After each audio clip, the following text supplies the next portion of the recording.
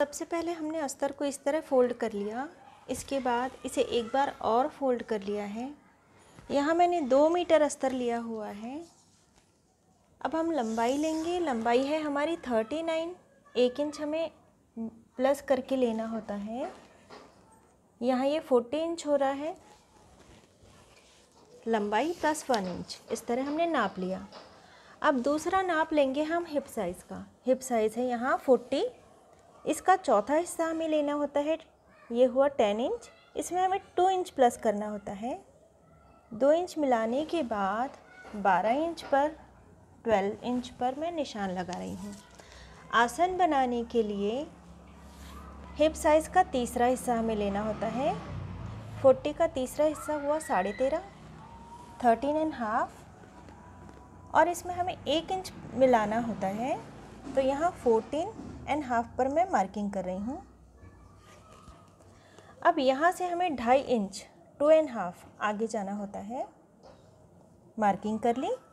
अब क्रॉस में टेप रखकर 1 इंच 1 इंच पर हमने निशान लगाया और इसे गोलाई दे देनी है। नीचे की ओर से फुल साइज़ के लिए 8 इंच पर मार्किंग करनी चाहिए, 8 इंच पर, और इन दोनों निशानों को मिलाते हुए मार्किंग कर लेनी है और फिर इसे कट कर लेना है। अब ये इस तरह से 2 पल्ले तैयार हो गए हैं। ये साड़ी 5.5 मीटर की है और इसमें हम फुल साइज़ की पेशवाई साड़ी बनाने वाले हैं। अब सबसे पहले हम पल्लू कट करेंगे तो लंबाई का 2 गुना प्लस 15 इंच, इस तरह हमें नाप लेना होता है। लंबाई है हमारी 39 एक बार, 39 इंच दूसरी बार, और इसके आगे 15 इंच, यानी 29 और 15 इंच यहाँ मार्किंग कर लेनी है। लंबाई का 2 गुना प्लस 15 इंच और उस ओर से लंबाई का 2 गुना, और हमने निशान लगा लिया। अब उस निशान और इस निशान को इस तरह हमने जोड़ लिया और अब इसे कट कर लेना है। पल्लू कट करने के बाद अब हमने अस्तर का कपड़ा रख दिया है। यहाँ से हमें बराबरी में कट करना है दोनों ओर से, लेकिन यहाँ से हम आधा इंच अंदर चले गए और ये इतना एक्स्ट्रा हमें कपड़ा कट करना है। इस तरह हमने मार्किंग कर ली। यहाँ से बॉर्डर को कट कर लेना है और इस ओर से भी हमने एक्स्ट्रा लिया हुआ है। हमने केवल एक सलवार का पैर इधर से कट किया है। अब ऊपर की बॉर्डर को हमें अलग कर लेना है और इस भाग को सीधा कट कर लेना है। हमने कटिंग करते समय 40 इंच लंबाई ली थी, 39 इंच में 1 इंच मिला के, लेकिन यहाँ पर हमने आधा इंच और प्लस कर लिया, यानी 40.5 लंबाई लेकर हमने इसे कट कर लिया ऊपर की बॉर्डर को। अब इसके बाद यहाँ से हमने 17 इंच पर एक मार्किंग की और इसे कट कर लेना है। ये जो 17 इंच का कपड़ा है 17 इंच का, इसका हम काष्टा बनाएंगे। काष्टा कट करने के बाद अब ये जो कपड़ा है इस तरह लंबाई में 40.5 है और इस तरह से लंबाई का 2 गुना प्लस 5 इंच, यानी 39 प्लस 5 इंच। एक पैर के लिए हमने साड़ी का कपड़ा कट कर लिया था अस्तर रख के, लेकिन दूसरे पैर के लिए हमने नहीं कट किया था, उसमें हम ये लगाएंगे। अब हमें इतना ध्यान रखना है कि जो नीचे वाली बॉर्डर है ये हमारी ओर रहेगी, बाकी की पूरी साड़ी हमारे सीधे हाथ की ओर रहेगी, और ये छोर है यहाँ पर ऊपर की ओर। यहाँ हमें आसन वाला भाग रखना है। मार्किंग कर लेनी है उस ओर भी और इस ओर भी नीचे तक, और इसे कट कर लेना है। ये हमने कट कर लिया है। अब इसके बाद हम काष्टा कट करेंगे। नीचे की बॉर्डर कट करके अलग कर लेनी है। अब ये 17 इंच का है। अब इसमें से 5 इंच हमें कट कर लेना है। 17 में से 5 इंच हमें सीधा कट कर लेना है।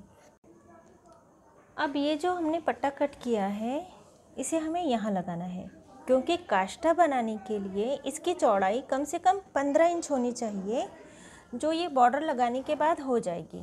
इस तरह हम बॉर्डर लगाएंगे तो हो जाएगी, लेकिन इस तरह जो लंबाई होती है वो लंबाई प्लस 5 इंच इस तरह होनी चाहिए। हमारी लंबाई है 39।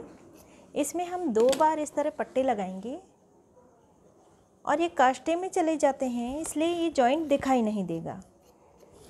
यहाँ हमें जोड़ लगा लेना है और इसके बाद ये बॉर्डर हमें लगा लेनी है। अब ये जो काष्टे वाला भाग था, इसमें हमने ये 2 जॉइंट लगा दिए हैं, एक यहाँ एक यहाँ। और अब इसकी लंबाई 39 हमारी लंबाई थी, 1 2 3 4 5 इंच लंबी हो गई है, लंबाई प्लस 5 इंच। और हमने यहाँ से भी जॉइंट लगा लिया है एक, और दूसरी बॉर्डर भी हमने लगा ली है, एक ये। अब कट वाला हिस्सा हमारी ओर होना चाहिए, बॉर्डर वाला हिस्सा उस ओर होना चाहिए, और हमारे उल्टे हाथ की ओर हमें आसन वाला हिस्सा रखना है। मार्किंग कर लेनी है और कट कर लेना है। आसन कट करने के बाद इस कोने पर हमें इस तरह क्रॉस में टेप रखनी है, 4 इंच पर मार्किंग करनी है, और इसे भी इस तरह गोलाई देकर कट कर लेना है। काष्टा कट कर लिया है। अब जो हमने सलवार के लिए ये कपड़ा कट किया हुआ था साड़ी का, ये उल्टा रखना है हमें। इस पर अस्तर वाला कपड़ा रख देना है, नीचे की ओर से थोड़ा सा फोल्ड करना है, सिलाई लगाकर जोड़ लेना है, साइड से भी सिल लेना है। अब ये वाला हिस्सा थोड़ा लंबा है, इसलिए यहाँ हमें चुन्नटे लेकर सिलाई लगाकर इसे जोड़ लेना है। ये वाला हिस्सा भी थोड़ा लंबा है, इसलिए साइड में हमें 2 चुन्नटे ले लेनी है, उस साइड में भी हमें 2 चुन्नटे ले लेनी है, और आसन वाले हिस्से में भी इस तरह चुन्नटे लेकर सिलाई लगा लेनी है। अब हमने इसमें अस्तर जोड़ लिया है, और हमारे सीधे हाथ वाला पल्ला, कमर वाला हिस्सा हमारी ओर है, और हमारे सीधे हाथ वाला जो पल्ला है नीचे से 5 इंच और इस तरह आसन तक, इस तरह हमें कपड़ा लगाना होता है, लेकिन इसमें कपड़ा कम था इसलिए ये मैंने जॉइंट करके जोड़ दिया है। ये वाला पल्ला हमें हटा लेना है और इस कमर वाले भाग को हमारे सीधे हाथ की ओर कर लेना है। अब यहाँ पर हमें काष्टा जोड़ना है, काष्टे को उल्टा रखना है,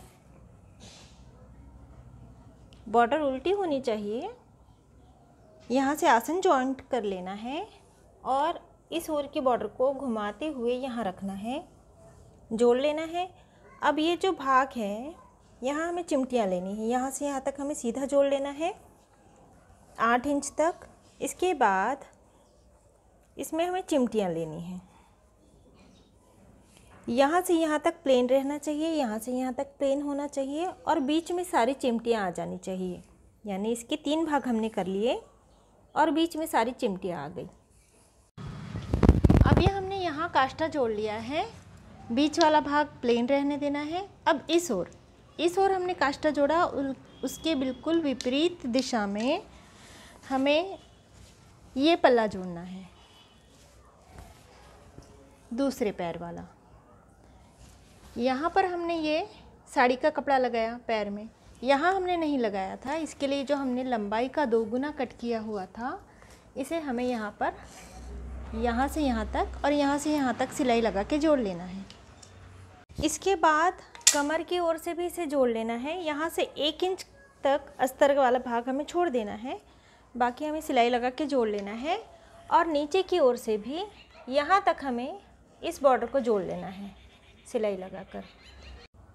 अब हमने यहाँ सिलाई लगा ली है, यहाँ लगा ली है, यहाँ से यहाँ तक भी हमने सिलाई लगा ली है, और ऊपर की ओर भी हमने सिलाई लगा ली है। अस्तर वाला कपड़ा हमने 1 इंच छोड़ दिया है।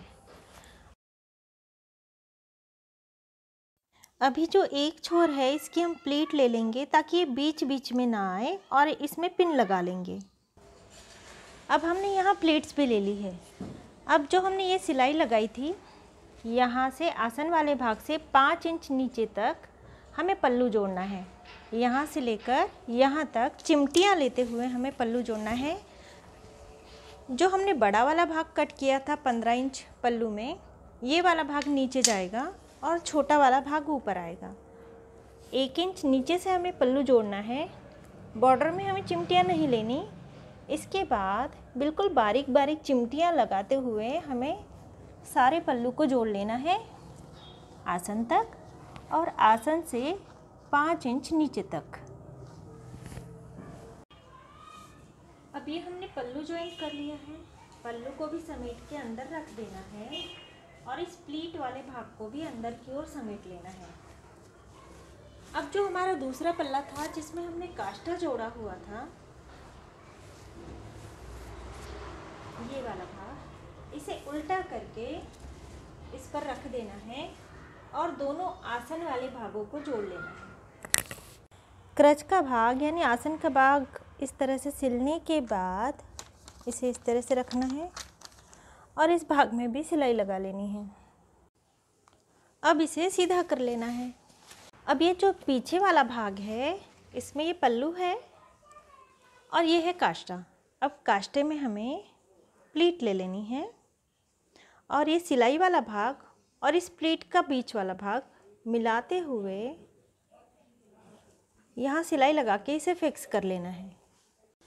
पीछे का काष्ठा जोड़ लेने के बाद अब सामने वाला भाग, ये जो प्लीट्स हमने पिन लगा के रखी थी ताकि सिलाई के समय ये बीच बीच में ना आए, इसे खोल लेना है और अब ये पल्ला इस तरह सीधा है। अब इस सिलाई के इस ओर ही, यहाँ हमने अस्तर में सिलाई लगाई हुई है, हमें 3-3 इंच की प्लीट ले लेनी है। अभी हमने प्लीट ले ली है और इतना हिस्सा हमने खुला रहने दिया है। अब इस प्लीट को इस ओर हमें पलटा लेना है इस तरह से और इसे इस सिलाई वाले भाग के इस ओर ही इस तरह फिक्स कर देना है। अभी हम पिन लगा लेंगे। पिन लगाने के बाद ये भाग जो है इसे से नीचे बॉर्डर तक जाते हुए इस ओर से भी हमें 3 इंच की प्लीट लेनी है यहाँ तक।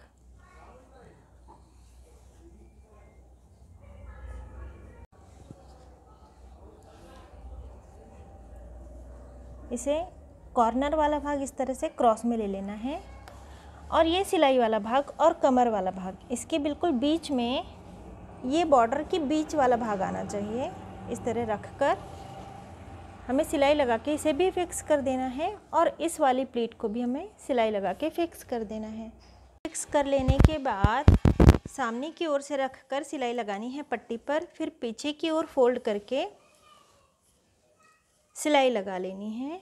अब ये जो गैप है इसमें से हमें नाड़ी पिरो लेनी है।